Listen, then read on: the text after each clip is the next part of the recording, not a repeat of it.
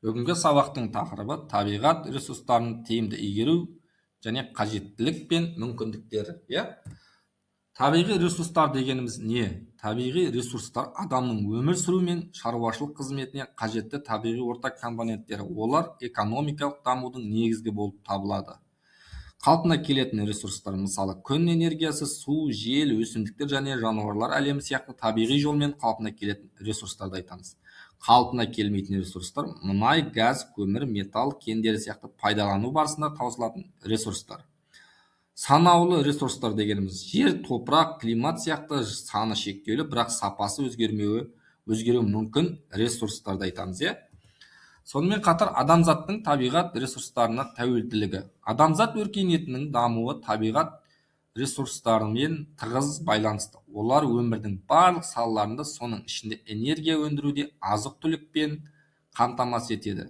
Құрылыс материалдарын жасауда және өнеркәсіпті дамытудың шешуші рөлін атқарады. Энергетикалық тәуелділік, азық-түлік қауіпсіздігі, өнеркәсіптік шикізат, тіршілік орта болып бөлінеді. Яғни табиғат ресурстарын игерудің тарихи дамуына келетін болсақ, бірінші ежелгі дәуір, бізде қараңыздар суретте. Ежелгі дәуір бұл жерде аңшылық жинау, қарапайым егіншілік және мал шаруашылығымен тас, ағаш, сүйек құралдармен жүрсе, екінші орта ғасырда металлургияның дамуы, су және жел энергиясын пайдалану, ауыл шаруашылығының кеңеюі, және үшінші өнеркәсіп, бұл көмір, мұнай, газды белсенді пайдалану, және бұл қозғалтқыштар. Қазіргі кезеңге келетін болсақ, жоғары технологиялар, жаңартылатын энергия көздеріне және көшу тұрақты даму ықпалы. Сонымен қатар қазіргі кезеңде игеру әдістері, артықшылықтары мен кемшіліктері. Артықшылықтары, кемшіліктері: экономикалық өсім, өнеркәсіптің дамуы және жұмыс орындарын құру. Технология процесс, жаңа әдістер мен металлургияның пайда болуы, металлдардың. Өмір сүру деңгейін жақсару, энергия, азық-түлік және тұрмыстық қажеттіліктерді қамтамасыз ету. Кемшіліктеріне келетін болсақ, бұл экологияға зардабын тигізеді, ластайды. Әлеуметтік мәселеге келетін болсақ, жергілікті халықтың құқықтарының бұзылуы болып саналуы мүмкін.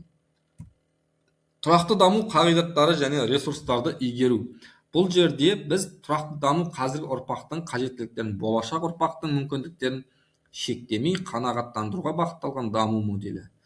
Ресурстарды үнемдеу, пайдалану тиімділігін арттыру және ысырапты азайту. Экологиялық қауіпсіздік, жаңартылатын энергия қалпына келтіру, таусылған немесе зақымдалған табиғи ресурстарды қалпына келтіру шараларын өткізу. Яғни ресурстарды игерудегі халықаралық ынтымақтастық дегеніміз бірлескен жобалар жасау, трансшекаралық өзендерді басқару, климаттың өзгеруі. Яғни трансшекаралық дегеніміз біздің мемлекетке басқа мемлекеттерден келіп жатқан, басқа мемлекеттермен байланыс жасап жатқан трансшекаралық өзендерді басқару. Ғылыми алмасу, жаңа технологиялар мен білімдерді тарту, орталық зерттеулер жүргізу. Құқықтық негіз, халықаралық келісімдер мен мысалы, адамдың кез келген жағдайды халықаралық келісімдер мен конвенциялар арқылы ресурстарды реттеу болып саналады. Сонымен қатар болашаққа көзқарас дегеніміз тұрақты игеру және келер ұрпаққа мұра дегеніміз. Таза энергия қалдыруымыз керек, экологиялық білім беруіміз керек, дөңгелек экономика, жаңағы қалдықтарсыз өндіріс және тұтыну қажетпіз. Экожүйені сақтауымыз қажет. Яғни бүгінгі сабақта біз болашақтағы көзқарас деп атымыз ғой, ұрпаққа, яғни тұрақты игеру, табиғат ресурстарының тұрақты игеруін нақты бүгінгі сабақта өтіп, қалай дамытуға болатынын талдап шығатын боламыз.